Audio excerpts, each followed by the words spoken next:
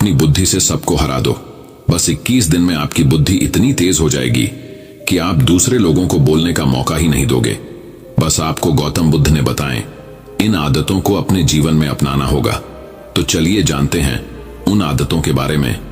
गौतम बुद्ध की कहानियों के माध्यम से 10 आसान आदतें जो 21 दिन में आपको एक नया और बुद्धिमान इंसान बना देंगी।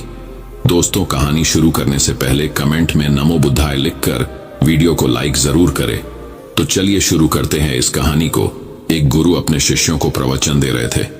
वो बोल रहे थे कि हजारों मील का सफर भी सिर्फ एक ही कदम से शुरू होता है। देखा जाए तो अपनी जिंदगी में लक्ष्य हम सभी तय करते हैं, अपने लिए ख्वाब बुनते हैं, खुद को लेकर कई सारे सपने भी देखते हैं, लेकिन अपने लक्ष्य, अपनी मंजिल के पीछे भागने की बजाय ज्यादातर लोग अपने उन ख्यालों के पीछे भागते रह जाते हैं जिनका शायद सच्चाई से कोई वास्ता ही नहीं है, जो सिर्फ उनके दिमाग की एक उपज है। इन सभी गैर जरूरी ख्यालों के पीछे भागते हुए वह इस बात का अंदाजा लगाने की कोशिश भी नहीं करते कि वो ख्याल सकारात्मक है या नकारात्मक सच है, या उनके दिमाग की सिर्फ एक उपज है, या वह किसी और से प्रभावित है, उसका सच्चाई से कोई संबंध है भी या नहीं। और शिष्यों, इसीलिए ज्यादातर लोग अपनी मंजिल तक नहीं पहुंच पाते और जीवन भर असफल रह जाते हैं। गुरु यह सब बोल ही रहे थे कि तभी एक शिष्य खड़ा होता है और गुरु से कहता है, गुरुदेव, आपने ये तो बता दिया कि ज्यादातर लोग असफल क्यों होते हैं, लेकिन क्या आप हमें यह बता सकते हैं कि हम सफल कैसे हो सकते हैं? वो कौन सी छोटी छोटी आदतें हैं जो हमें सफलता के लिए तैयार करती है और फिर सफलता के शिखर तक पहुंचाती है? गुरु ने शिष्य का पूरा प्रश्न बड़े ध्यान से सुना और फिर हाथ के इशारे से उसे बैठने का आदेश देते हुए अपने सभी चीजों से कहा, जीवन में सफल होने के लिए सिर्फ जोश और इच्छा शक्ति का होना ही आवश्यक नहीं है, क्योंकि ये दोनों चीजें सिर्फ हमें प्रेरित करके हमसे काम की शुरुआत करवा सकती है, लेकिन पूरे जोश और उत्साह के साथ लंबे समय तक अपने लक्ष्य पर टिके रहने और दूर के बड़े लक्ष्यों को हासिल करने के लिए हमें उन आदतों को अपनी रोजमर्रा के जीवन का हिस्सा बनाना पड़ेगा जो व्यक्ति को सफलता के लिए तैयार करती है और उसे सफल बनाती है। तो आज मैं आपको 10 ऐसी आसान आदतों के बारे में बताऊंगा जिनको अगर आपने अपने जीवन का हिस्सा बना लिया तो सिर्फ 30 दिनों में आप अंदर से एक बिल्कुल ही अलग इंसान बन जाएंगे और खुद के भीतर एक गजब की सकारात्मक ऊर्जा और जो उसको महसूस करेंगे, जो आपको सफलता के शिखर तक पहुंचाएगी। तो उन सफल आदतों की श्रेणी में पहली आदत है, अपने दिन की शुरुआत धन्यवाद के भाव के साथ करेंगे। सुबह जैसे ही आपकी आंख खुले तो कुछ भी सोचने से पहले, कुछ भी करने से पहले, बिस्तर से उठने से पहले अपने दोनों हाथों को जोड़कर आसमान की तरफ देखते हुए, जिसकी शक्ति पर आप विश्वास करते हैं, उसका आह्वान करते हुए उन 3-4 चीजों को याद कीजिए जिसके लिए आप ईश्वर की, उन 3-4 लोगों, चीजों या घटनाओं के लिए ईश्वर का आभार व्यक्त कीजिए जिनकी वजह से आपके जीवन में बेहतरी आई है, आप ज्यादा खुशहाल और समृद्ध हुए हैं। ज्यादातर मौकों पर हमारे जीवन में, हमारे घरों में, हमारे परिवारों में, हमारे आसपास के माहौल में एक ही वो इंसान होता है जो हमारे सबसे ज्यादा दुख हो और परेशानियों का कारण होता है, लेकिन हमारे आसपास 99% लोग अच्छे होते हैं। हमारे जिंदगी में 99% चीजें बहुत अच्छी है, लेकिन अगर हम बुरे इंसान पर, बुरी घटनाओं पे, बुरी परिस्थितियों पे, बुरे परिणामों पर ध्यान देंगे तो फिर पूरा दिन हमें उस तरह की चीजें और मिलेंगी। लेकिन अगर हम शुक्रगुजार हैं अपने जीवन की 99% अच्छी चीजों के लिए, तो फिर हमारे पास और अच्छा चलकर जरूर आएगा। ये जो आभार व्यक्त करने की आदत है, ये हमारी मानसिकता को सुबह सुबह ही बदल कर रख देती है और सकारात्मक तरीके से अपने दिन की शुरुआत करने में मदद करती है। इस अभ्यास को करने में बहुत थोड़ा सा ही समय लगता है, लेकिन यह आपके पूरे दिन के काम करने के तरीके, आपकी मानसिकता और आपके विचारों को पूरी तरह से बदल कर रख सकती है। सफल आदतों की श्रेणी में दूसरी आदत है, आपको हर दिन व्यायाम जरूर करना चाहिए। आप चाहे दौड़ लगाए, कसरत करें, योगासन करें या फिर प्राणायाम, लेकिन आपको हर सुबह कोई ना कोई ऐसी क्रिया जरूर करनी है जिसमें आपके शरीर को मेहनत करनी पड़े, उसे पसीना बहाना पड़े। यह इंसानी शरीर बना ही मेहनत करने के लिए है। इसे हर समय आराम देने से यह निष्क्रिय, कमजोर और रोगग्रस्त हो जाता है। व्यायाम करना न सिर्फ आपके शरीर को फायदा पहुंचाता है, बल्कि ये आपके दिमाग और आपके मानसिक क्षमताओं को बढ़ाने में भी कमाल करता है। रोज व्यायाम करने से आपका शरीर और मन मजबूत होता है।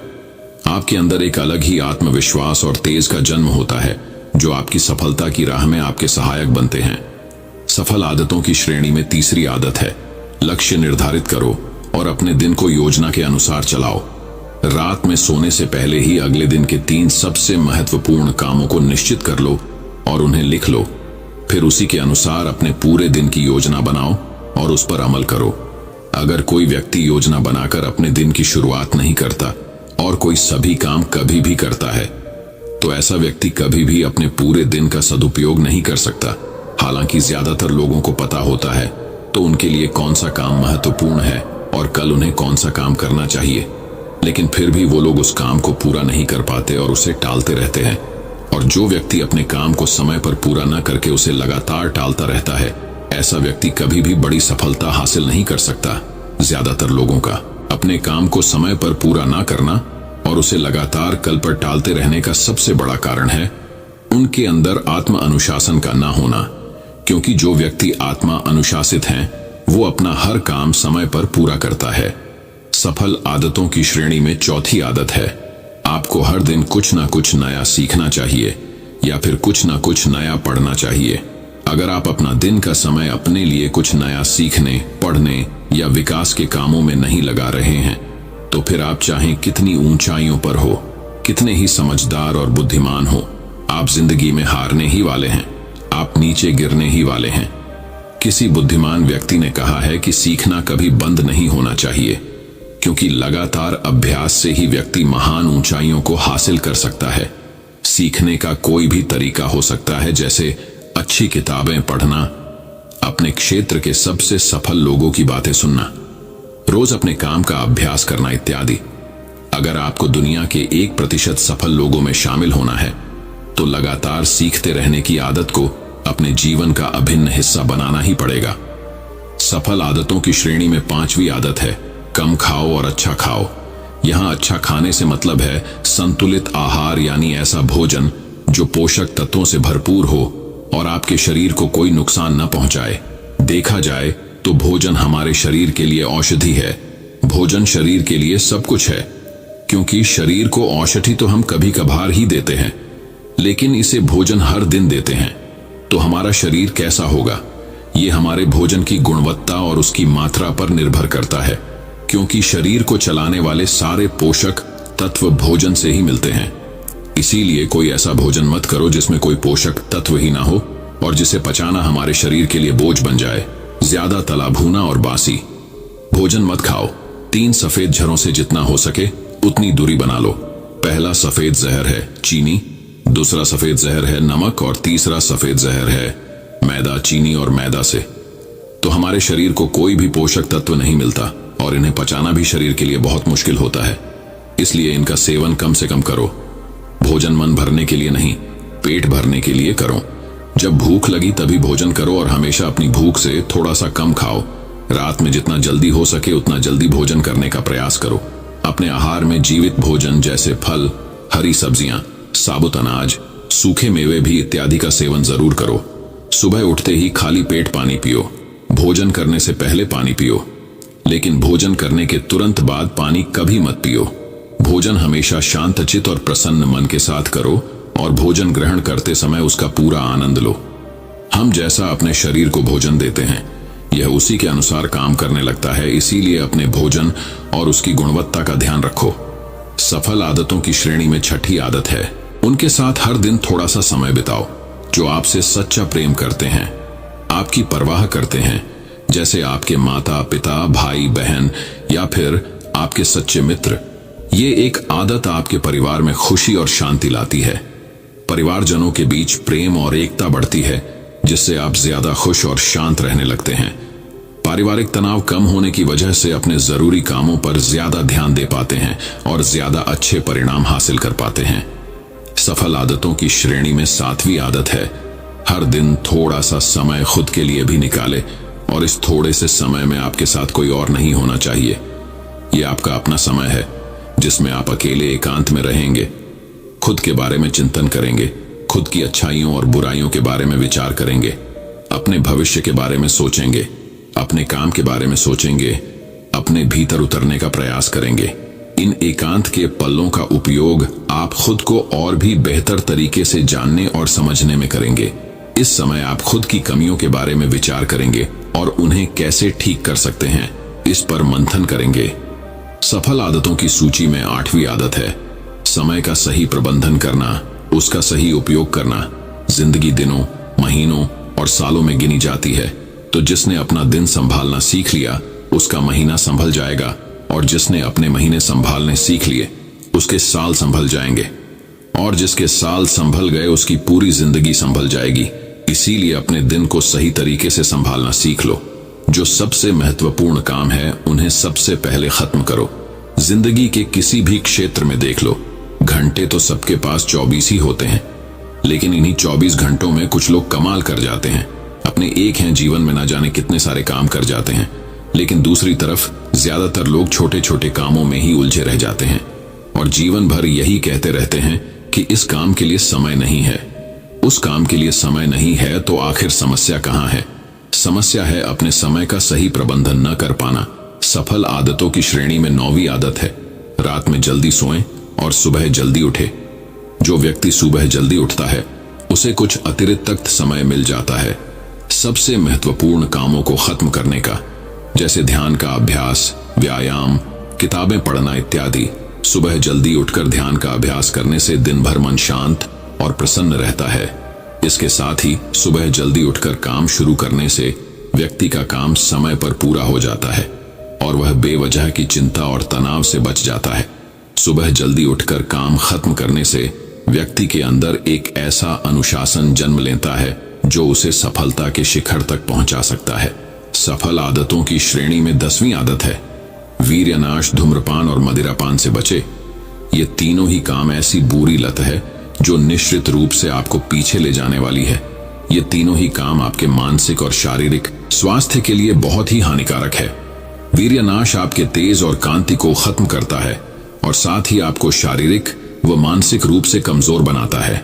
हालांकि इन तीनों ही चीजों को छोड़ना आसान नहीं होता, लेकिन अगर आप चाहे तो मजबूत इरादे और दृढ़ इच्छा शक्ति के बल पर इन्हें छोड़ सकते हैं, इनसे निजात पा सकते हैं। इतना कहने के बाद गुरु ने अपना प्रवचन समाप्त कर दिया और वह मौन हो गए। यह देखते ही सभी चीजें समझ गए कि अब यहां से जाने का समय हो चुका है।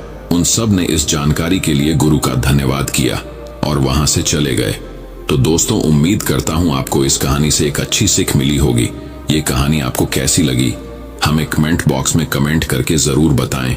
अब चलिए दोस्तों, जानते हैं कि अपने बुद्धि को सबसे तेज और धारदार कैसे बनाएं। तो चलिए हमारे दूसरे कहानी की शुरुआत करते हैं। दूसरी कहानी बुद्धिमानी से जुड़ी गौतम बुद्ध की कहानी। एक गांव में एक लड़का था जिसका दिमाग बहुत तेज था। उसकी यह खासियत थी कि वह किसी भी चीज को बहुत ही आसानी और कम समय में सीख लेता था, जबकि उसी चीज को सीखने और समझने के लिए अन्य लोगों को काफी समय लग जाता था। लड़के की यह ख्याति दूर दूर तक फैल गई। सभी लड़के की तारीफ में कहने लगे कि उसके जितना बुद्धिमान कोई नहीं है। लड़का चित्रकारी, मूर्ति बनाना, गीत गाना जैसे अन्य कई चीजों को जानता था। अपनी प्रसिद्धि को बढ़ाने के लिए वह अन्य काम और चीजों को भी सीखने लगा। इस तरह से उसे अपनी बुद्धिमत्ता पर अहंकार हो गया, क्योंकि वह साधारण व्यक्ति होकर कई असाधारण काम भी आसानी से करने लगा था। एक दिन लड़के का सामना भगवान गौतम बुद्ध से हुआ। लड़के को खुद पर खूब अहंकार था और इस कारण उसे किसी से ईर्ष्या नहीं होती थी, क्योंकि वह खुद को ही श्रेष्ठ समझता था।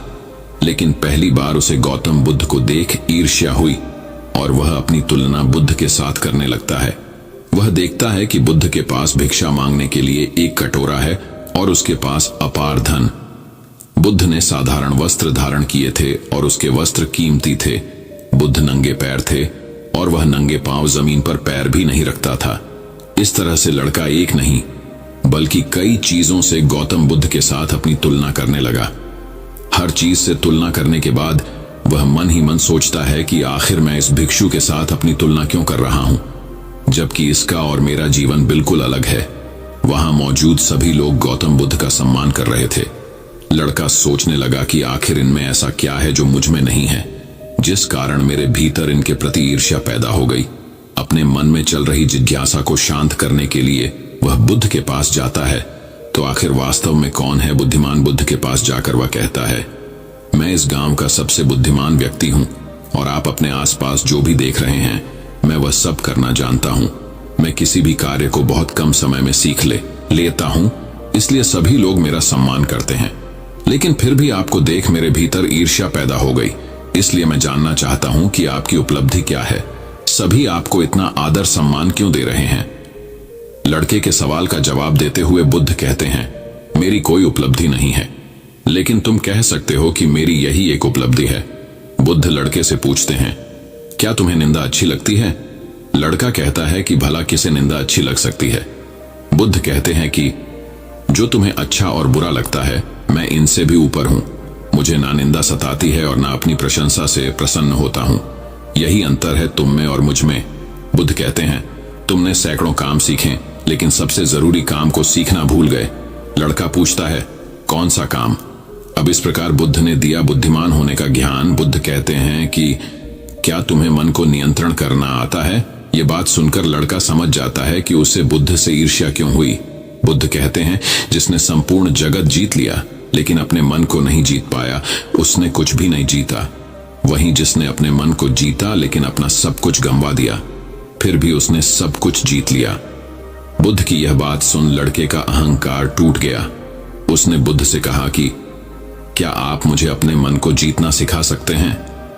बुद्ध कहते हैं, जरूर, लेकिन इसके लिए मैं तुम्हारी सभी उपलब्धियां छीन लूंगा। लड़का कहता है, मैं तैयार हूं। इसके बाद से ही लड़का ध्यान लगाने लगता है, क्योंकि ध्यान से ही मन को वश में किया जा सकता है।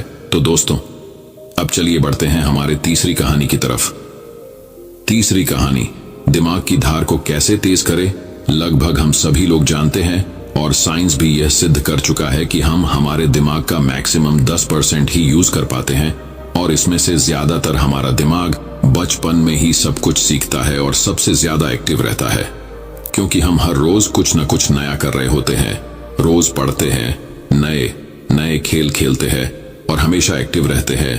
किंतु जैसे जैसे हम बड़े होते हैं, हमारे रोज के कामों में इतने व्यस्त हो जाते हैं कि कुछ नया करने और सीखने का मौका ही नहीं मिलता। लेकिन यदि हम अपने दिमाग को धार देते रहे तो हम दुनिया में जल्दी आगे बढ़ सकते हैं। यह सीखा मैंने इस कहानी से। अफ्रीका में एक पेड़ काटने वाली कंपनी थी, जिसमें वहां के लोग पेड़ काटने का काम करते थे, जिसमें जॉन नाम का एक वर्कर था जो पिछले 8 सालों से पेड़ काटने का काम कर रहा था। उसी कंपनी में एक बिल नाम का नया वर्कर लगता है और एक ही साल में उसकी सैलरी बढ़ जाती है और प्रमोशन भी मिल जाता है। ये बात जॉन को पता लगती है तो वह कंपनी के मैनेजर के पास जाता है और कहता है, सर, इस कंपनी में मेरे साथ अन्याय हो रहा है। मैनेजर बोलता है, नहीं जॉन, इस कंपनी को मैं मैनेज करता हूं, ऐसा तो कुछ नहीं है। अगर तुम्हें कोई प्रॉब्लम है तो मुझे बताओ। जॉन बोलता है, सर, मैं पिछले 8 साल से काम कर रहा हूं लेकिन मेरा प्रमोशन नहीं हुआ और सैलरी भी वही है, लेकिन बिल जो कि 1 साल पुराना ही है, उसकी सैलरी बढ़ गई और प्रमोशन भी हो गया, जबकि प्रमोशन तो मेरा होना चाहिए था। इसके बाद मैनेजर बोलता है, देखो, तुम बहुत ईमानदार और मेहनती हो, मैं यह बात मानता हूं, लेकिन कंपनी के नियम के अनुसार जो ज्यादा पेड़ काटता है उसे ज्यादा सैलरी मिलती है और प्रमोशन भी जल्दी होता है। तुम पहले भी रोज 4 पेड़ काटते थे और अब भी 4 पेड़ ही काटते हो, लेकिन वह रोज 8 पेड़ काटता है, इसलिए उसे जल्दी प्रमोशन मिला। तुम भी रोज 8 पेड़ काटो, तुम्हें भी प्रमोशन मिल जाएगा। यह बात सुनकर जॉन लौट जाता है और रोज से ज्यादा मेहनत करता है और ज्यादा देर तक काम करता है। कुछ दिनों के बाद जॉन फिर मैनेजर के पास आता है और बोलता है, सर, मैं अब ज्यादा मेहनत कर रहा हूं और ज्यादा समय तक काम करता हूं, लेकिन फिर भी मैं रोज सिर्फ 5 पेड़ ही कर पाता हूं। बिल रोज 8 पेड़ कैसे काटता है? मैनेजर ने कहा, यह बात तो तुम्हें बिल ही बता पाएगा, तुम बिल से जाकर पूछ लो। अगले दिन जॉन बिना संकोच किए बिल के पास जाता है और पूछता है कि बिल, तुम रोज 8 पेड़ कैसे काट लेते हो? मैं पूरी मेहनत करके भी सिर्फ 4 से 5 पेड़ ही काट पाता हूं। क्या तुम मुझे बता सकते हो कि तुम पेड़ कैसे काटते हो? बिल कहता है, पहले तुम बताओ जॉन की तुम अपनी कुल्हाड़ी को धार कब लगाए थे? जॉन, मैंने पिछले हफ्ते ही धार लगाई थी। बिल कहता है, मैं हर पेड़ काटने के बाद 2 मिनट का समय निकालता हूं और अपनी कुल्हाड़ी को धार देता हूं, और जो पेड़ तुम 2 घंटे में काटते हो वह मैं 1 घंटे में ही काट देता हूं। धार देने वाले 2 मिनट मेरे आने वाले 58 मिनट बचा देते हैं और मैं रोज 8 पेड़ काट लेता हूं। यह सुनकर जॉन बिल को धन्यवाद देते हुए चला जाता है। सिर्फ ज्यादा समय और ज्यादा मेहनत से कुछ नहीं होने वाला, इसके साथ साथ उसे अपनी कुल्हाड़ी को धार देते रहना पड़ेगा। जब भी वह धार देना बंद कर देगा, उस समय से उसके कार्य पर प्रभाव पड़ना शुरू हो जाएगा। जॉन अपनी कुल्हाड़ी में धार देकर काम शुरू करता है और कुछ ही दिनों में वह भी प्रमोशन ले लेता है। इस कहानी से हमें यह सीख मिलती है कि दोस्तों, हमें हमेशा ही अपनी लाइफ में कुछ ना कुछ सीखते रहना चाहिए और अपने दिमाग को धार देना चाहिए, चाहे हमारी उम्र कुछ भी क्यों ना हो। मैंने कुछ दिनों पहले सत्य नाडेला, जो कि माइक्रोसॉफ्ट के सीईओ बने हैं, उनके बारे में पढ़ा था कि वह आज भी नए नए कोर्स ज्वाइन करते रहते हैं और नई नई किताबें पढ़ते हैं। उन्हें आज भी नया सीखने में कोई संकोच नहीं है और शायद इसीलिए वह इतनी बड़ी पोजीशन पर है। सक्सेस वही होते हैं जो समय के साथ बदलते हैं और प्रगतिशील रहते हैं। जिस तरह तालाब का पानी एक जगह स्थित होकर कुछ ही दिनों में सड़कर बदबू देना शुरू कर देता है, लेकिन नदी जो हमेशा बहती रहती है, प्रगतिशील होती है, उसका पानी साफ होता है। उसी तरह से जो लोग नई नई चीजें पढ़कर और सीखकर अपने दिमाग को धार देते हैं, वही दुनिया में आगे बढ़ते हैं। तो दोस्तों, चलिए बढ़ते हैं हमारे चौथी कहानी की तरफ। चौथी कहानी, दोस्तों, बहुत समय पहले की बात है का चंदनपुर नाम का एक राज्य हुआ करता था। चंदनपुर का राजा बड़ा ही दानी और प्रतापी था। उसके राज्य में सब खुशहाल थे, पर राजा एक बात को लेकर बहुत चिंतित रहा करता था कि धर्म व दर्शन पर लोगों के विचारों में सहमति क्यों नहीं बनती। एक बार राजा विभिन्न धर्मों के उपदेशकों को आमंत्रित किया और एक विशाल कक्ष में सभी को एक साथ रहने का प्रबंध करते हुए कहा, अब अगले कुछ दिनों तक सब एक साथ रहेंगे और आपस में विभिन्न धर्मों और दर्शनों पर विचार विमर्श करेंगे, और जब सभी के विचार एक मत हो जाएंगे तो मैं आपको ढेरों उपहार देकर यहां से विदा करूंगा। और ऐसा कहते हुए राजा वहां से चला गया। कक्ष में घोर विचार विमर्श हुआ। सभी अपनी अपनी बात समझाने में लगे रहे, पर कुछ दिन बीत जाने पर भी वे एक मत नहीं हो पाए। पड़ोसी राज्य में रहने वाले एक महात्मा जी को जब ये बात पता चली तो वह तुरंत राजा से मिलने पहुंचा। उसने कहा, हाय राजन, मैंने सुना है कि तू बड़ा दानी है, क्या तू मुझे भी दान देगा?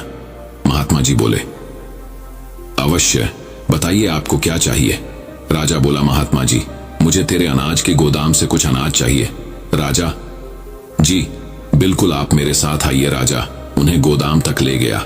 वहां पहुंचते ही महात्मा जी बोले, अरे ये क्या राजन, तुम्हारे गोदाम में तो तरह तरह के अनाज रखे हैं, तुम इन सब की जगह कोई एक ही अनाज ही क्यों नहीं रखते? राजा को यह सुन थोड़ा अचरज हुआ और वह बोला, यह कैसे संभव है? अगर मैं गेहूं, चावल, दाल इत्यादि की जगह बस एक अनाज ही रखूंगा तो हम अलग अलग स्वाद और पोषण के भोजन कैसे कर पाएंगे?